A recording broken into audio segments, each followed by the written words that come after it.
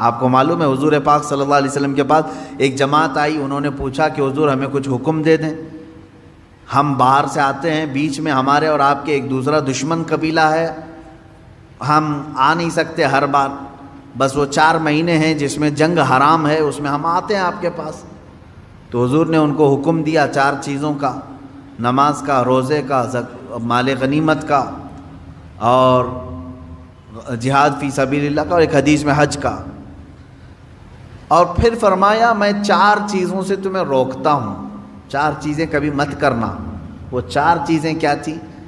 Honey نقیر، دبا، حنتم، مزیفت، یہ چیزیں 4 پیالوں کے نام حضور نے گنائے۔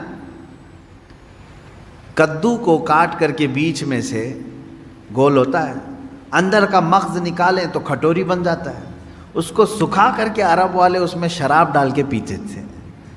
لکڑی کا گلاس بناتے تھے، لکڑی گول کاٹ کر کے بیچ میں سے اس کا سب نکال کے ایک گلاس بن جاتا، اس میں شراب رکھتے تھے۔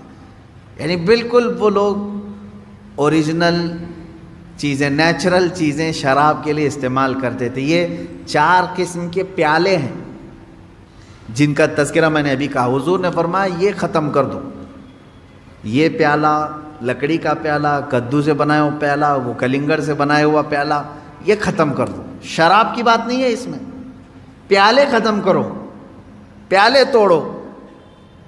گئے انہوں نے پیالے توڑ دیے۔ اس میں حکمت کیا ہے؟ محدثین فرماتے ہیں شراب تو چھوڑنا ہی تھا انہیں، لیکن وہ پیالے نہیں رکھنا ہے جس میں شراب پیتے تھے۔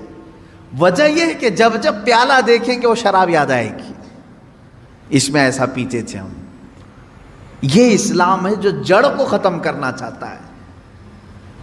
آپ ظاہر سی بات ہے اس بچڑے کو تو ختم کیا گیا، مار دیا گیا، لیکن حکم آیا کہ اس کا تصور بھی نہ آئے۔ ان کے دلوں میں وہ رچ بس گیا تھا بچڑا، جب دیکھو وہ بچڑے کا ہی تذکرہ کرتے تھے۔ اب اس طرح کے جو گمراہیاں آج تک لوگوں کے دلوں میں ہیں انہیں ختم کریں۔ تو گمراہی کی یادیں نکالنا یہ بہت اہم کام ہے۔ مثال کے طور پر برسوں پہلے آپ کوئی غلط کام کر رہے تھے، اب چھوڑ کر کے توبہ کر کے آ چکے ہیں، تو اب یہاں سب سے بڑا کام یہ ہوتا ہے کہ اس کا دماغ میں خیال بھی نہ آئے، اس کے لیے ٹائم لگتا ہے۔ تو جب تک وہ پورا نہیں نکالو گے آپ ایمان کے کمال کے درجے کو نہیں پہنچو۔ پہلے کچھ لوگ کچھ عمل کرتے تھے جو ناجائز و حرام تھا گھروں میں، ہم نے تنبیہ کی، تلقین کی کہ یہ ناجائز ہے، حرام ہے، نہ کریں۔ چھوڑ تو دیا انہوں نے، لیکن جب جب وہ اوکیشن آتے ہیں تب تب پھر سے ان کی یاد آتی ہے۔ اب اس کی مثال آپ کو میں بتاؤں، شروع کی بات ہے کہ محرم کے زمانے میں پنجے اٹھا کر کے ناچنے کی عادت اکثر لوگوں کو تھی، بہت سارے لوگ۔ ایک طرح سے اس میں عبادت کا تصور نہیں تھا لوگوں کو، بس یہ کہ انٹرٹینمنٹ کرنا ہے، کیونکہ عبادت اس طرح سے روڈ اور گلیوں میں ناچ کر کے تو ہوتی نہیں۔ نہ وہ امام حسین کو راضی کرنے کا مسئلہ ہے، نہ رب تبارک و تعالیٰ کی بارگاہ میں کچھ پیش کرنے کا مسئلہ ہے۔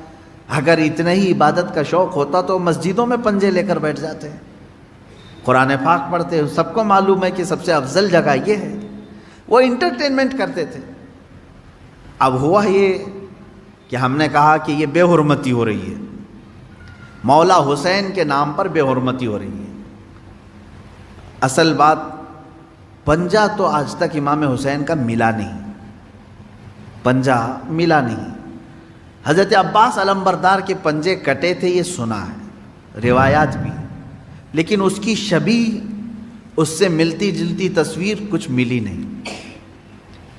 اب رہی بات تعزیہ کا مسئلہ، تعزیہ جو ہے اس کا مسئلہ مختلف بھی ہے، اتنا میں بتاؤں گا، کنفیوز نہیں ہونا۔ تعزیہ کو شرائط کے ساتھ اگر بٹھایا جائے تو جائز ہے، لیکن وہ شرائط پورے کرتے نہیں لوگ، اور ہم نے اگر اتنا ہی شوشہ کھول دیا تو بڑے بڑے دروازے لوگ کھول دیں گے۔ بات صرف اتنی تھی تعزیہ کی، امام حسین کا جو روضہ ہے اس روضے کی شکل کی کوئی چیز بنا کر کے آپ نے رکھ دیا، تو کسی بھی بزرگ کے روضے کی شکل بنا کر کے رکھنا مستحسن ہے، کوئی حرام کام نہیں ہے، ناجائز نہیں ہے. جیسے ہم گنبد خضرا بناتے ہیں، خانہ کعبہ بناتے ہیں، ہوتا ہے گنبد خضرا جہاں ہوگا ہم تعظیم کے ساتھ دیکھتے ہیں، لیکن اس کے ساتھ اگر ایسے معاملات ہوں کہ اس کو لے کر کے سڑکوں پہ ہم گھومیں گے، ناچیں گے اور پھر اس پر چڑھاوے کریں گے، پھر اس کے ساتھ اپنے اپنے عقیدے جوڑ لیں گے، تو یہاں سے شیطان پھر گمراہ کرنا شروع کرتا ہے. خیر یہ بات الگ ہے، تعزیہ کا. رہی بات پنجے کا، پنجے کی جو لاجک ہے وہ نہیں سمجھ میں آئی، مجھے کوئی سمجھا دے.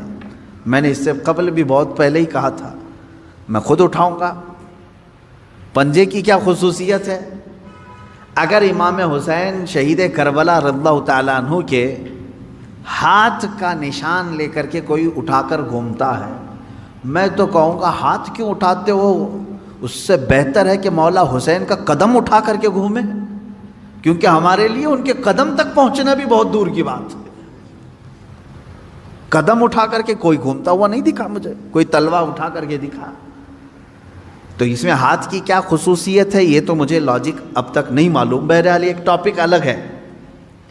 اس کے اندر جو خرافات آ رہی تھیں، اس کے ساتھ عورتوں مردوں کا ساتھ ملنا، گانے باجے ڈھول تاشے اور طرح طرح کے اس میں خرافات لے کر کے اس کو کہاں سے کہاں تک پہنچایا تھا.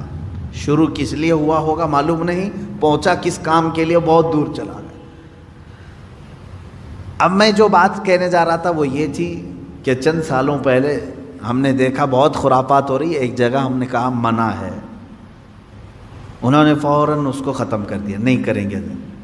ہاں میں نے کہا کہ ٹھیک ہے، مولا حسین کے روضے کی شکل بناؤ، ہر گھر میں بنا کر کے رکھو، یاد کے لیے اچھا اپنے بچوں کو دکھاؤ کہ یہ مولا حسین کا روضہ ہے. ہم جیسے گنبد خضرا رکھتے ہیں اپنے گھروں میں، خانہ کعبہ رکھتے ہیں، امام حسین کا روضہ رکھنے میں کون سی دقت کی بات ہے؟ میں اتنا زیادہ مخالف نہیں ہوں اس چیزوں کا.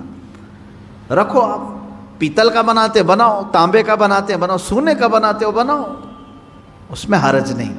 ہم جس چیز کی مخالفت کرتے ہیں وہ خرافات و حرام کاریاں جس کو باہر سڑکوں پر کیا جاتا ہے، میں اس کا مخالف. خیر بات آئی، بند ہو گئی. لیکن ہوتا کیا تھا معلوم ہے؟ چند دنوں کے بعد دوسرا محرم آیا تو گھر والے کہتے ہیں کہ حضرت وہ تو بند ہیں لیکن بچے ویسے ہی ناچ رہے ہیں، ہاتھ ایسے لمبے کر کے خود پنجہ بن گئے ہیں اور ناچ رہے ہیں. تو میں اس چیز کو مثال میں اس لیے بتا رہا ہوں کہ بنی اسرائیل بچھڑے کی پوجا کرتے تھے، حکم آیا ان کے قتل کا، قتل بھی ہوئے، بچھڑا بھی مار دیا گیا، لیکن زمانے تک ان کے دلوں سے بچھڑے کی محبت گئی نہیں تھی. وہی ذکر آج کی آیت میں میں نے پڑھا ہے. اللہ فرماتا ہے ثم اتخذوا العجل من بعد ما جاءتهم البینات، پھر یہ بچڑے کو ایسا لے کر کے بیٹھے رہے جبکہ ان کے سامنے کھلی ہوئی نشانیاں تھیں. وَأُشْرِبُوا فِي قُلُوبِهِمُ الْعِجْلَ، اللہ فرماتا ہے ان کے دلوں میں ایسا لگتا ہے بچڑا پلا دیا گیا ہے، پی گئے ہیں بچڑے کو، اتنی محبت تھی. جبکہ روشن آیتیں اور دلیلیں دیکھی. تو خلاصہ یہ ہے میرے عزیزو، کہنے کا مطلب کہ بعض چیزیں گمراہیاں ایسی ہیں جن کو چھوڑنے کے بعد بھی وہ کچوکے لگاتی رہتی ہیں. برے گناہ بھی ایسے ہیں جن کو چھوڑنے کے بعد وہ دوبارہ دماغ میں وسوسے ڈالتے رہتے ہیں. ان کاموں کو حتمی طور پر اپنے تصور میں بھی نہ آئے.